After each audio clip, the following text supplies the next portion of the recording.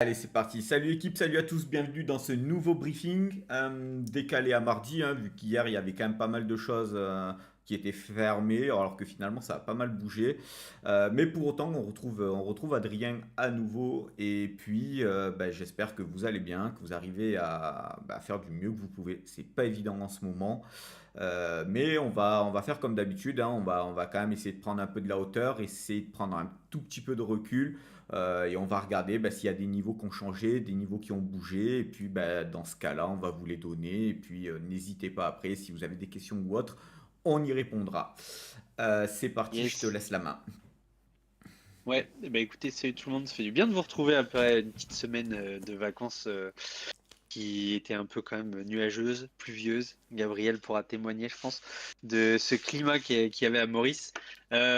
Donc globalement, je sais pas comment dire. Moi, je dirais que c'est pas forcément passé grand-chose sur les marchés. Bon, on va se forcément focaliser Bitcoin et les crypto-monnaies. Mais globalement, c'est plutôt intéressant de voir qu'on a certains niveaux qui ont lâché et qui finalement nous refont basculer dans ce qui est un véritable bear market. C'est vraiment lent, c'est ennuyeux, c'est encore une fois avec cette petite touche, parfois on peut avoir un peu d'espoir et puis finalement pour l'instant nous refaire basculer dans cette phase où on se dit bon bah finalement on va peut-être continuer la conso. Ça c'est clair, la consolidation actuelle. Euh, Alright, bah écoutez, je peux commencer sur BTC si tu veux, Ouais, Alex. vas-y. Comme je te l'ai dit, il n'y a pas forcément plus d'optimisme que ça. Vous savez, je surveille plusieurs niveaux, on va dire. Là, je parle vraiment sur le comportement du prix avant vraiment de me focaliser sur le comportement des investisseurs. Enfin, ça en découle évidemment, puisque ce que vous verrez ici en rouge ou en bleu sont vraiment les données on-chain. En pointillé, c'est plutôt les données techniques. Donc là, 200 EMA et là, 200 weekly EMA, donc plutôt ici en daily en orange. Et en rouge, donc cette fameuse zone sous coût moyen d'achat des investisseurs court terme, et en bleu, un peu ce seuil de rentabilité acceptable des investisseurs qu'on appelle le true bid price. C'était plutôt intéressant parce que de la fin avril à vraiment début mai, on était justement dans cette configuration où on voulait repasser au-dessus. On avait plusieurs fois tenté de breaker cette résistance, qui, vous le savez, dans un bear market, on veut absolument repasser au-dessus pour retrouver une tendance, un semblant haussière. Ce fut chose faite quand même globalement le 3-4 mai, plutôt intéressant. Sauf que derrière, on avait ce niveau de la moyenne mobile des 200 derniers jours qui, elle, nous a fait défaut. Donc voilà, si on peut voir les choses un peu en escalier, on avait d'abord ce coût moyen d'achat à breaker ici des investisseurs court terme pour remontrer une confiance sur le court terme. Sauf que au niveau technique, et la deuxième marche à passer, chose qu'on n'a pas faite, on a buté à 3 fois dessus avant vraiment de comprendre que le prix ne voulait pas y aller. C'était vraiment ici où on a eu quand même un beau mur de vente. Autant d'investisseurs qui, je sais pas pour ceux qui s'en rappellent, il y a 2 semaines, avaient pas mal accumulé dans cette zone, ils ont pris pas mal de profits ici. Et tous ceux qui, à l'inverse, avaient, je pense, pas mal investi sur la zone des 80, 90K en décembre, janvier 2026, et qui ici sont sortis vraiment en essayant d'aller chercher du bout du doigt leur prix, enfin leur coût moyen d'achat, donc chercher un break-even et sortir de ce marché de fou. Donc, chose qui vient de se passer, malheureusement, on a eu une fois ce semblant de dire ok, on va trouver support, 2 fois on va trouver support, et au final, la troisième fois n'a pas tenu, on a rebriqué à la baisse, et donc cette fois on trouve résistance. Regardez, à chaque fois c'est un peu textbook, résistance vraiment sur ce coût moyen d'achat des investisseurs court terme à ce niveau-là. Preuve que pour l'instant, on est vraiment dans ce truc mitigé où c'est pas évident d'être, on va dire, pas forcément optimiste, mais comme on le verra un peu après, il y a très peu de demandes en spot.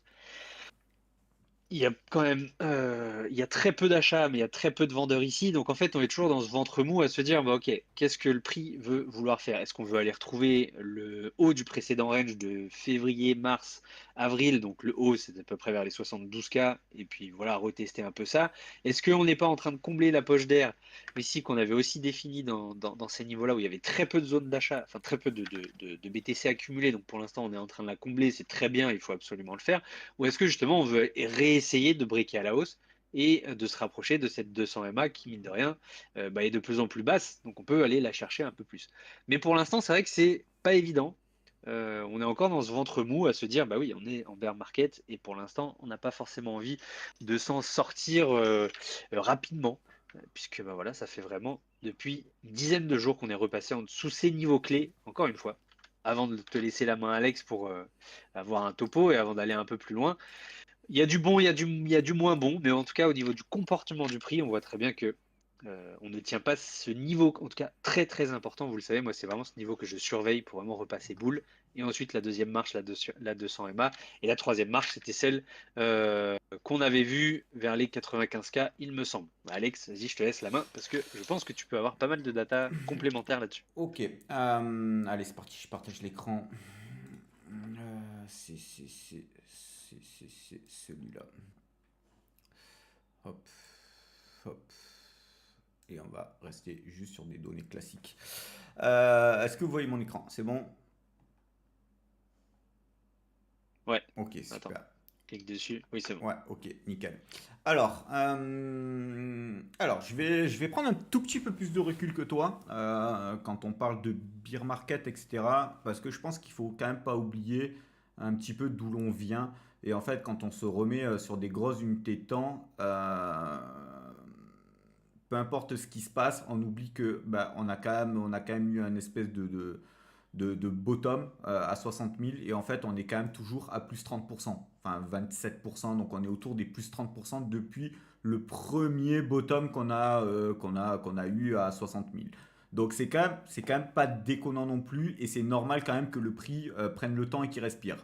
Ensuite, le deuxième point que l'on a, qui pour l'instant est pas si alarmiste que ça pour moi, c'est qu'en fait on n'a pas réintégré cette précédente consolidation de 2024.